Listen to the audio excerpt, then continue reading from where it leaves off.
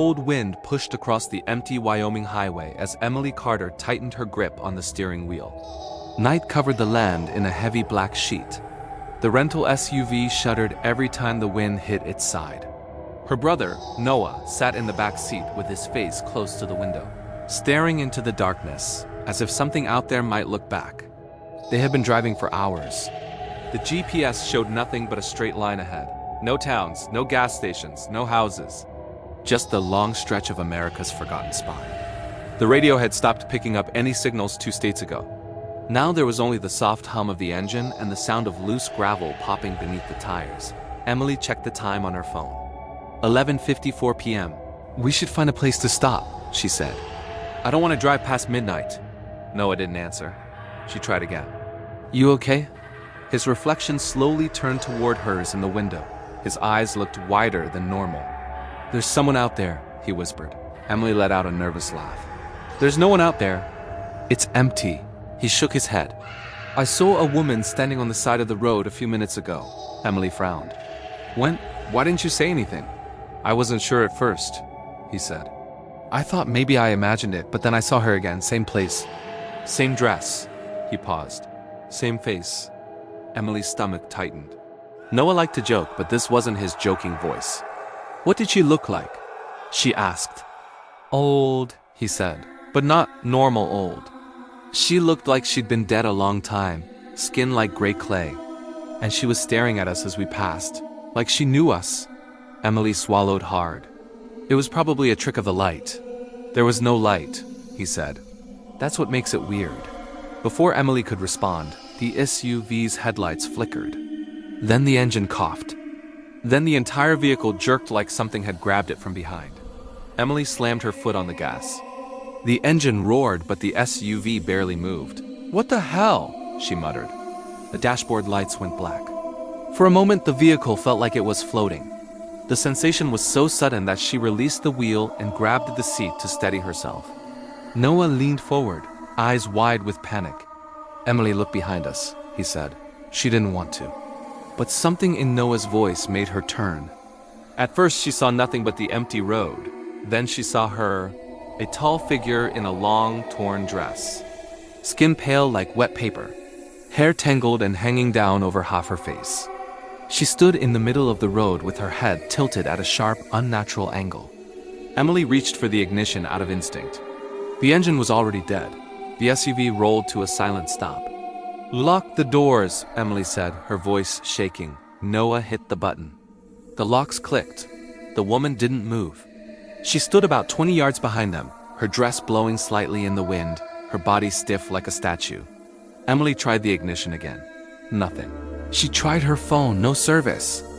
Her hands were shaking now. She glanced at Noah. He was frozen, staring through the back window. "Is she getting closer?" he whispered. Emily turned.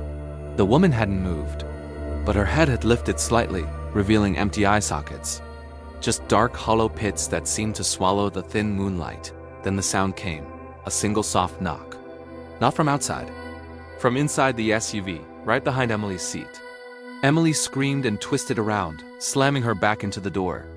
Noah scrambled away from the center of the back seat. But no one was there. The knocking stopped. The woman outside disappeared. Emily felt her breath shaking in her chest. She reached for the ignition again without thinking, still dead. She pressed every button on the dashboard. Nothing worked. The wind outside grew stronger. Dust swirled across the road. The darkness felt thicker, as if something else had stepped into it. Something unseen. Noah suddenly leaned forward, pointing through the windshield. "Emily, look!" A faint orange glow flickered in the distance. A building. A single house sitting alone off the side of the deserted highway. An old wooden sign next to it, bent in the wind. Emily narrowed her eyes. "It's a motel," she whispered. Thank God, it stood maybe a half-mile ahead. The neon motel sign buzzed and sputtered, making the building look even older. Emily pushed the door handle. "Wait," Noah said. "What if the woman—" "We can't stay here," Emily said. "We're sitting ducks." She grabbed a flashlight from the glove box, stepped out, and braced herself against the cold wind. Noah followed quickly, staying close to her. The night felt wrong. Too quiet. Even the wind sounded muffled. They walked fast toward the motel. Gravel crunched under their shoes. Behind them, the dead SUV sat like a broken animal on the roadside. Do you feel that? Noah whispered. Emily did. The air felt heavy, like a storm was building above them. But the sky was clear, no thunder, no clouds. Only that heaviness. When they reached the motel porch, Emily stopped. The lights inside were on, but something about the building felt abandoned. Paint peeled from the wooden siding. Windows were fogged with dust. The metal bell above the office door hung crooked. She pushed the door open. A soft chime rang through the small office. The interior looked trapped in another decade. Old wallpaper. A wooden counter with a dusty sign that said "Ring for service." A small TV in the corner played static. "Hello?" Emily called out. No answer. Noah pointed to a key rack behind the counter. One key was missing. The rest were untouched. Emily tapped the service bell. Ding. Silence. Then, a door behind the counter creaked open on its own. Emily raised the flashlight, pointing it toward the dark hallway beyond the counter. Her heart pounded so hard she felt it in her throat. "Noah," she whispered. "Stay behind me." They moved slowly along the counter, stepping into the narrow hallway. The carpet was old and damp. The smell of mildew hung thick in the air. Halfway down the hall, they heard a soft dragging sound, like something being pulled across the floor. Emily froze. The dragging grew louder, closer. A shape appeared at the far end of the hallway. Small, low to the ground. Emily stepped back, but the thing kept coming, sliding along the carpet. Her flashlight beam shook as she pointed it forward. The shape came into view, a motel luggage cart, moving on its own. It rolled slowly toward them, one wheel squeaking. Then it stopped right in front of Emily. Something was tied to it. Something wrapped in a dirty sheet, something the size of a human body. Emily stumbled back, almost slipping. Noah grabbed her arm. The sheet began to move. Something underneath it shifted. Then the top of the sheet lifted slightly, as if a hand was pushing up from inside. Emily dropped the flashlight. The light rolled across the floor, spinning the hallway into a labored strobe. The sheet slid off. A pale hand gripped the metal rail of the luggage cart. A woman's hand, the same woman from the road. Her face rose into the light, mouth hanging open. Skin stretched tight like old leather. Her empty sockets locked onto Emily. Then the woman spoke in a breathless whisper that cut straight through the dark hallway. Her voice sounded like dirt being shoveled. "You should not have stopped." The woman lunged forward. The hallway lights exploded. And the last thing Emily saw was the woman's gray, decayed hand flying toward her face before everything went black. And the world snapped back with a violent jolt as Emily's eyes shot open and she found herself lying on the motel hallway floor, the flashlight rolling in weak circles beside her. The lights were still out. The air smelled like burnt wires. Noah knelt over her, shaking her shoulders. Emily, get up!" "She's gone, she just vanished." Emily gasped, pushing herself upright. Her heartbeat thudded painfully in her ears. The place where the woman had been only seconds ago was empty now. The luggage cart sat against the wall, still and harmless, as if it had never moved at all. "Noah, did she touch me?" Emily whispered, touching her face. "I don't know," he said. "1 second she was reaching for you, and then everything blew out. And then nothing. Just darkness." Emily grabbed the flashlight and shone it around the hallway. The carpet looked even more worn than before. The walls seemed closer. The whole motel felt like it was breathing around them. "We need a room," Emily said, her voice thin. "We need to lock ourselves in, regroup, figure out what the hell is happening." They backed away from the hallway and returned to the front counter. The key rack still hung behind the counter. Emily stepped behind it and scanned for anything useful. Her eyes landed on the missing key's hook, room 7. Noah pointed. "That must mean someone else is staying here." "Or stayed," Emily muttered. She grabbed a random key, room 9, and stepped out from behind the counter. "Come on," she said. "Let's just get inside," and a faint thud echoed from somewhere above them. Emily froze. Noah looked up at the ceiling. That came from the second floor. Another thud. Heavier this time. Then a dragging sound again, but longer. Slower, like something heavy being pulled across the entire length of the upstairs hallway. Emily aimed her flashlight at the stairs in the corner of the lobby. The steps creaked under their weight as they climbed. Every sound felt sharper in the silence. At the top, the air was colder, much colder. Emily's breath came out in pale clouds. A row of doors stretched along the narrow upstairs hallway, all closed, all marked with small tarnished gold numbers. Noah pointed to the far end. Room 7. Emily felt her stomach twist. The air near that door seemed darker than the rest of the hall. "We're not going there," she whispered. But the dragging sound suddenly came again from directly behind room 7's door. Something slammed against it from inside. Both siblings jumped. "Screw this," Emily said, grabbing Noah's wrist and pulling him toward the stairs. "We're going to our room. We're locking the door." Behind them, the door to room 7 rattled. Then the knob slowly turned, very slowly. Emily froze halfway to the stairs, unable to look away. The knob kept turning, inch by inch, metal groaning under the slow force being applied to it. "Noah, run," she whispered. But before either of them could move, every door in the hallway began to shiver violently. All at once, all in sync. As if something massive was pushing from the other side of each room at the same time. Boom. Boom. The sound shook the floorboards. Dust rained from the ceiling. Emily grabbed Noah and dragged him down the stairs. They hit the lobby floor and sprinted across the peeling carpet toward the hallway that led to the rooms on the first floor. Room 9 was halfway down. Emily shoved the key into the lock, twisted it, and pushed the door open so fast she almost fell inside. Noah slammed the door shut behind them, locked the deadbolt, locked the chain, and pushed a small dresser in front of it. The room smelled like old cigarette smoke and mold. A single lamp flickered in the corner, giving the room a sick yellow glow. Emily leaned against the wall, catching her breath. "What the hell is happening?" Noah whispered. "I don't know," she said. "But whatever that woman is, she didn't just appear on the road. She's tied to this place." Noah moved toward the window. "Should we check outside?" Emily grabbed him. "Do not open the curtains." He stopped and stepped back. The lamp flickered again and again. Then it went out. Darkness swallowed the room. "Noah?" Emily whispered. "I'm right here." Emily turned on her flashlight. The beam cut across the room, landing on the 2 twin beds, the old dresser, the bathroom door slightly ajar. A whisper drifted through the room, not from outside, from inside the bathroom. A voice so thin and broken it barely sounded human. "Help me, please." Emily stiffened. Noah grabbed her arm. "Don't go in there," he whispered, shaking. The whisper came again. "Please, help." Emily felt a pull, not physical, but emotional. A voice begging, a voice in pain. A voice that didn't sound like the woman from the road. "Noah, what if it's someone real?" she said softly. "What if someone else is trapped here?" Noah shook his head hard. "Nobody real whispers like that. Nobody real whispers from behind a bathroom door in a place like this." Emily stepped slowly toward the door anyway, flashlight trembling in her hand. "Noah, stand back." "No." "Emily, please." She reached out and pushed the bathroom door open.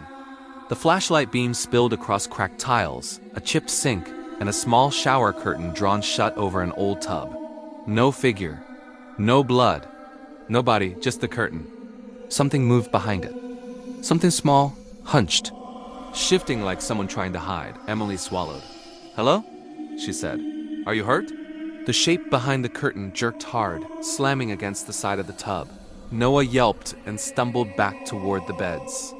Emily raised the flashlight with both hands. "Who's in there?" she asked. Silence. The curtain twitched. Emily's breathing grew sharper. "Okay, I'm going to pull the curtain back," she said, more to herself than anyone else. Noah shook his head in terror, mouthing, "Don't." Emily grabbed the edge of the curtain. Her fingers felt numb. "On 3, she whispered. 1, 2. The curtain flew open on its own. Emily screamed and jumped back, dropping the flashlight. It clattered across the tile and pointed directly into the tub. The figure inside was not standing. It was sitting curled up, small, child-sized, a girl, no older than 8, her skin pale. Her hair long and tangled. Her nightgown stained dark with old dirt. She lifted her head slowly. Her eyes were solid white. Her lips trembled. "He's coming," she whispered. Emily's heartbeat stopped for a second. "Who's coming?" The girl raised a shaking hand and pointed toward the main room. Noah backed up toward the window. Emily turned her head slowly.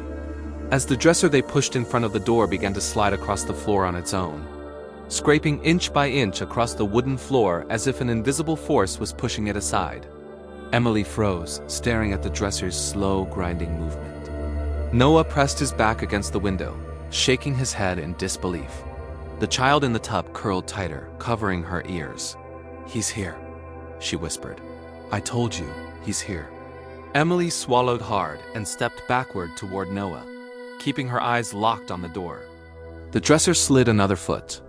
The metal legs screeched against the floor, the sound sharp and painful. "Noah," Emily whispered, "get ready to move." "Move where?" he whispered back. "There's nowhere to go. We're trapped." The dresser slid one final time and hit the wall, leaving the door fully exposed. The deadbolt began to turn, slowly. Click, click, click. Emily grabbed Noah's hand and pulled him toward the bathroom. "Inside now." They ran inside and shut the door. Emily locked it and leaned against it, her breathing fast and shallow.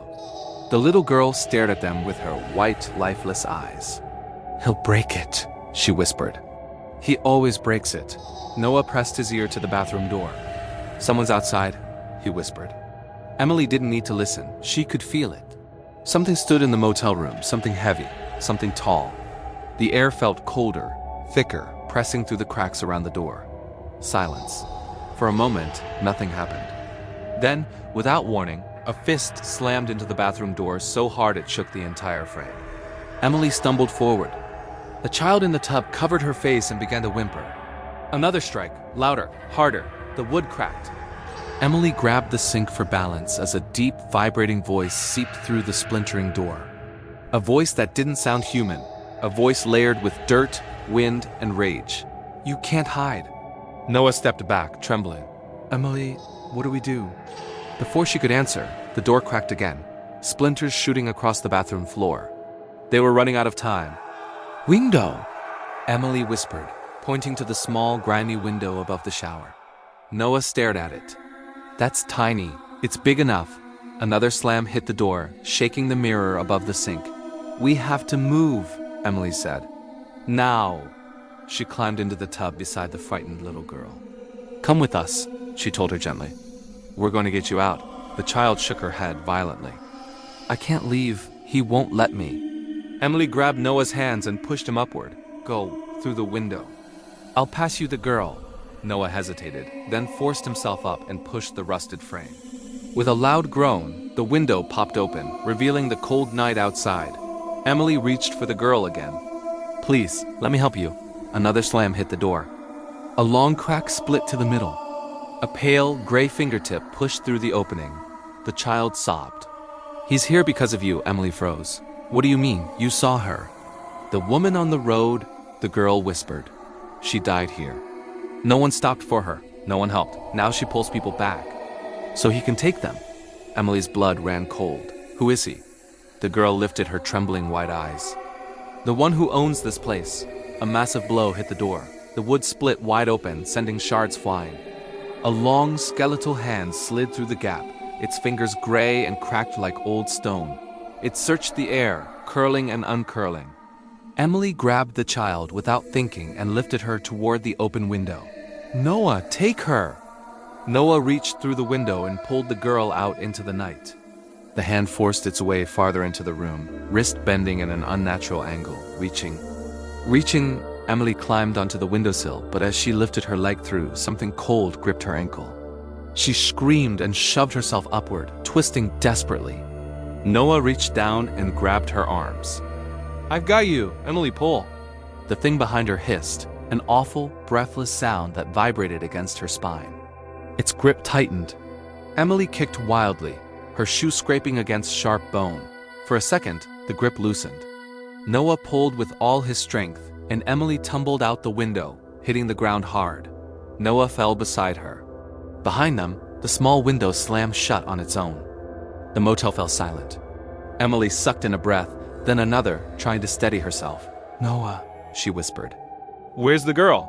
Noah looked around the gravel lot. She was gone. Emily pushed herself up. "Where is she?" She was right there. A soft sobbing drifted from the edge of the motel. They turned. The little girl stood near the corner of the building, her white eyes staring at the ground. Her thin shoulders shook as she cried. Emily took a step toward her. "Sweetie, it's okay. We're outside now." "He can't." The girl lifted her head. Her tears were black. "He doesn't live in the walls," she whispered. "He lives in the land." Emily's chest tightened. "The land?" "All of it," the girl said. "He follows the roads. The empty ones, the lonely ones." Noah swallowed. "Why us?" The girl pointed toward the dark highway behind them. "Because you heard her." Emily followed her gaze. The highway was empty, silent. Then, a woman stepped out of the darkness. The same woman from the road, long dress, tangled hair, gray hollow face. She moved slowly toward them, feet dragging across the dirt. Her head tilted, eyes fixed on Emily. Emily backed away, heart pounding. "No, no, no." The woman stopped just a few yards away, close enough that Emily could see the cracked, dry skin around her mouth. Then the woman's jaw dropped open. Wider, wider, far wider than a human jaw should. A sound poured out of her, a deep, rumbling cry like distant thunder trapped underground. The ground beneath the motel began to shake. The motel sign flickered.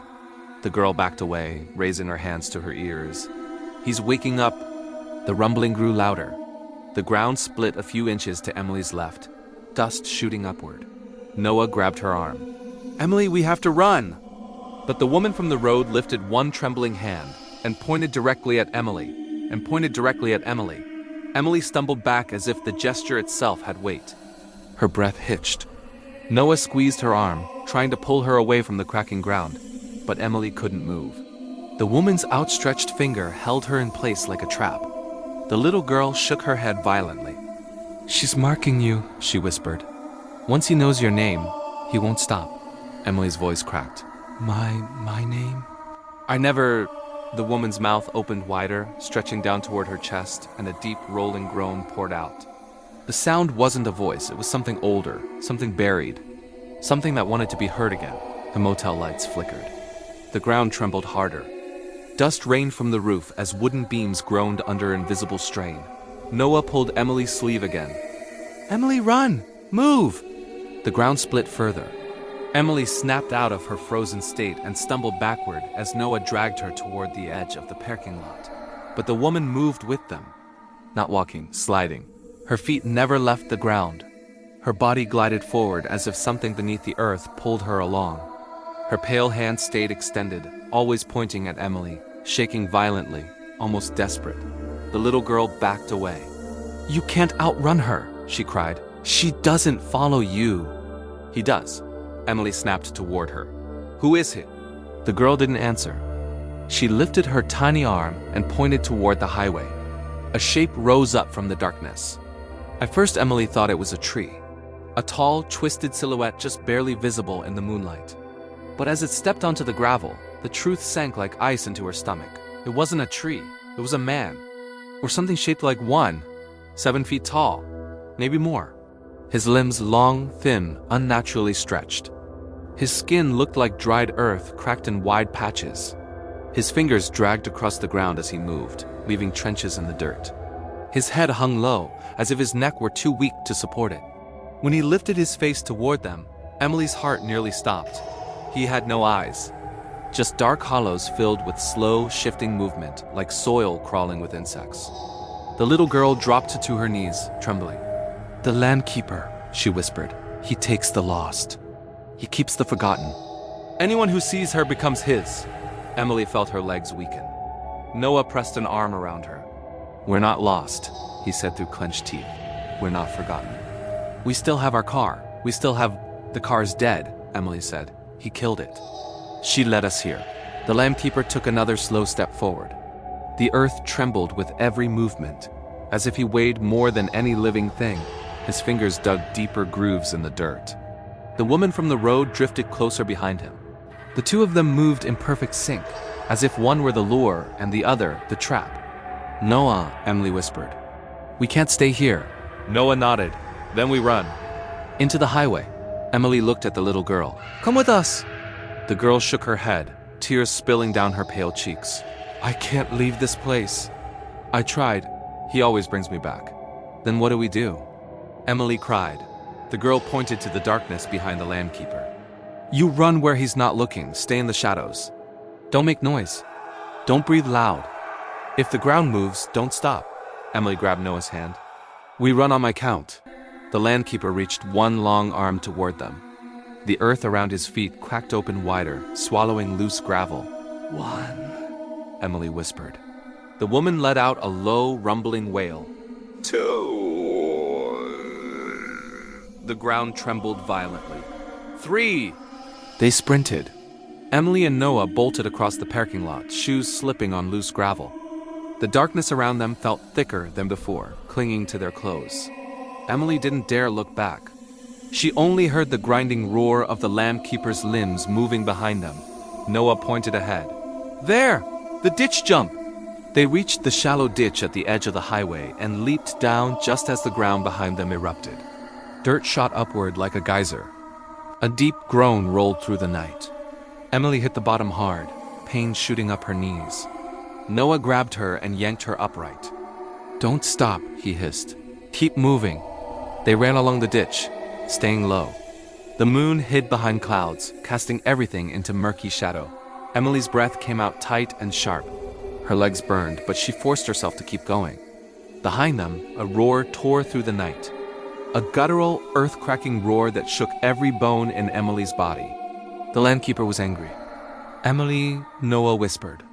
He's coming faster. She didn't need to look to know he was right. The tremors grew stronger. Dust drifted into the ditch, shaken loose from the loose soil above. Emily spotted a break in the ditch ahead. A wooden drainage tunnel, barely tall enough to crawl through. Noah, there! They slid into the narrow tunnel, scraping elbows and knees against rough wood. The darkness inside was suffocating. The air smelled like damp soil and rot. Emily crawled deeper, feeling splinters dig into her palms. Behind them, something heavy landed near the entrance. Emily froze, holding her breath. The ground above the tunnel shuddered. A heavy shadow blocked the moonlight at the opening. The landkeeper. Emily clamped a hand over her mouth, shaking uncontrollably. Noah's breath hitched beside her. Slow, dragging fingers traced the wooden edge of the tunnel entrance. Dirt trickled down over Emily's back. Something sniffed the air outside long, deep, searching breaths. He was smelling for them. Emily didn't move, didn't breathe, didn't blink. The sniffing stopped. Silence. For a moment she hoped he had moved on. Then a deep, unnatural voice seeped through the wood, vibrating through the tunnel walls. I see you. Emily shut her eyes tight. Noah grabbed her hand in the darkness. The landkeeper shifted, his heavy weight creaking the wooden frame above them. If he stepped on it, the tunnel would collapse. Emily mouthed a single word. Go. Noah shook his head violently. Emily whispered, barely audible, if we stay, we die. She crawled forward again, slow, careful, silent. Noah followed, trembling. The wood groaned behind them as the landkeeper tested the earth with slow, dragging steps. Emily crawled faster. Her hands hit mud, then open ground. She pulled herself out of the tunnel and stumbled onto a slope behind the motel. Noah crawled out a second later. They ran again. The motel loomed behind them, like a dead skeleton against the sky. The neon sign flickered one last time, then went black. Emily and Noah sprinted toward a cluster of abandoned cars sitting behind a rusted fence. Old vehicles, broken, but maybe one still had something useful. Don't stop, he hissed. Keep moving. They ran along the ditch, staying low. The moon hid behind clouds, casting everything into murky shadow. Emily's breath came out tight and sharp. Her legs burned, but she forced herself to keep going. Behind them, a roar tore through the night. A guttural, earth-cracking roar that shook every bone in Emily's body. The landkeeper was angry. Emily, Noah whispered. He's coming faster. She didn't need to look to know he was right. The tremors grew stronger. Dust drifted into the ditch, shaken loose from the loose soil above. Emily spotted a break in the ditch ahead. A wooden drainage tunnel, barely tall enough to crawl through. Noah, there! They slid into the narrow tunnel, scraping elbows and knees against rough wood. The darkness inside was suffocating. The air smelled like damp soil and rot. Emily crawled deeper, feeling splinters dig into her palms. Behind them, something heavy landed near the entrance. Emily froze, holding her breath. The ground above the tunnel shuddered. A heavy shadow blocked the moonlight at the opening. The landkeeper. Emily clamped a hand over her mouth, shaking uncontrollably. Noah's breath hitched beside her. Slow, dragging fingers traced the wooden edge of the tunnel entrance. Dirt trickled down over Emily's back. Something sniffed the air outside, long, deep, searching breaths. He was smelling for them. Emily didn't move, didn't breathe, didn't blink. The sniffing stopped. Silence. For a moment she hoped he had moved on. Then a deep, unnatural voice seeped through the wood, vibrating through the tunnel walls. "I see you." Emily shut her eyes tight. Noah grabbed her hand in the darkness. The landkeeper shifted, his heavy weight creaking the wooden frame above them. If he stepped on it, the tunnel would collapse. Emily mouthed a single word. "Go." Noah shook his head violently. Emily whispered, barely audible, "If we stay, we die." She crawled forward again, slow, careful, silent. Noah followed, trembling. The wood groaned behind them as the landkeeper tested the earth with slow, dragging steps. Emily crawled faster. Her hands hit mud, then open ground. She pulled herself out of the tunnel and stumbled onto a slope behind the motel. Noah crawled out a second later. They ran again. The motel loomed behind them, like a dead skeleton against the sky. The neon sign flickered one last time, then went black. Emily and Noah sprinted toward a cluster of abandoned cars sitting behind a rusted fence. Old vehicles, broken, but maybe one still had something useful. The landkeeper roared, an earth-deep sound that vibrated the air. He swung his arm through the empty car seat, ripping leather like paper. Noah scaled the fence first, feet slipping on rusted metal. Emily climbed behind him, hands tearing on sharp wire. The landkeeper lurched forward, dragging his massive hand across the ground as if preparing to crawl after them. Emily dropped to the other side and hit the dirt hard. Noah grabbed her arm and pulled her up. "Don't look back!" He shouted, but she did. The landkeeper was climbing the fence. Not climbing. Flowing over it like mud sliding over a rock, his limbs bending in ways nobody should. The woman from the road drifted behind him, her fingers stretched toward Emily as if reaching for her soul. Emily tore her eyes away and sprinted with Noah across the open field. The house ahead flickered, a small one-story place with a porch light trembling in the wind. It felt impossibly far. Their breaths came in sharp, broken bursts. The ground shook behind them. Heavy steps, dragging limbs, a cracking of earth as something impossibly large followed. Emily tripped on a patch of uneven soil and fell, slamming her palms into sharp stones. Noah hauled her up again without slowing. "You're okay, keep moving." They reached an old fence line. Emily climbed first, barely feeling the pain in her hands. Noah followed. Halfway across the next stretch of land, Emily's foot hit mud-deep mud and she sank up to her ankle. She tried to pull free, but the mud tightened around her like a hand. "No, no, Noah," she cried. Noah spun back and grabbed her arm. He pulled, but the mud only sucked her deeper. The ground trembled beneath her, and she felt something move under the soil, something alive. "Emily, pull harder." Noah's voice cracked with panic. She tried again, but something wrapped around her ankle under the mud. Something thin, something sharp. The ground around them split open, a jagged tear in the earth, and a pale arm shot out skeletal, reaching for Emily's leg. A second arm rose beside it, then a face. A skull covered in patches of stretched, gray skin, mouth open in a silent scream. Emily shrieked and kicked, her foot slipping free of her shoe. Noah yanked her up, and she stumbled into him, sobbing. The ground opened wider, and multiple hands reached up through the mud, pulling, grasping, trying to drag her back down. "Run!" Noah shouted. They sprinted again. Behind them, the landkeeper's voice rose a deep, furious rumble. "Come back." Emily didn't dare look. She only ran until her lungs burned, until her legs felt like fire. The house finally came into reach. A porch. A door. Light. Emily slammed her fist against the door. "Help, please, we need help." Noah banged his palm against the wood. "Open the door." The footsteps behind them grew heavier, closer, shaking the boards beneath their feet. Emily pictured those long arms reaching for them, fingers curling like roots around her throat. The porch light flickered. The doorknob turned. An elderly man stood in the doorway, wearing a faded flannel and holding a shotgun.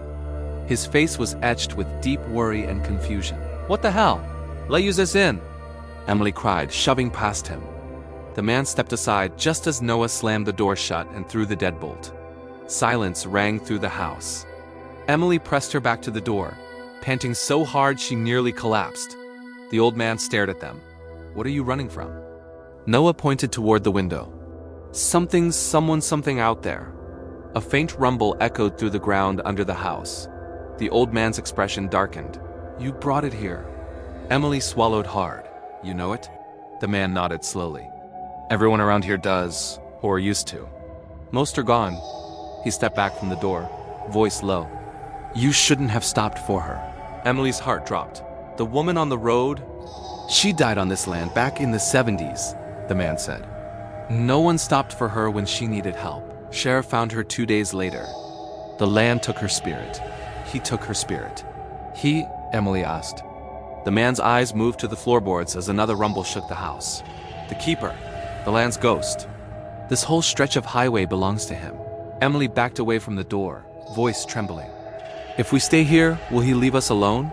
The man looked at her with pity. "He never leaves anyone alone. You saw her. She marked you." Emily's breath left her body. Noah touched her arm. "Is there a way to stop him?" The old man hesitated, glancing toward a locked cabinet in the corner. "I've heard stories," he said quietly, "about a way to break the mark, but no one's ever tried." "How?" Emily demanded. The man slowly turned toward the window. "You confront the woman. You make her speak her last words, the one she never got to say before she died. Only then will the keeper release you." Noah shook his head. "We can't confront her. She's not human." "She was," the man said. "And that's the part that matters." The floorboards creaked. Emily looked down. Dust rose in small puffs with each vibration. Then, crack, a long pale hand burst through the floor, fingers spreading wide. Emily screamed and jumped back as Noah pulled her toward the hallway. More cracks spread across the wooden floor. "He's coming in!" Noah shouted. The old man cocked his shotgun. "Get to the back room!"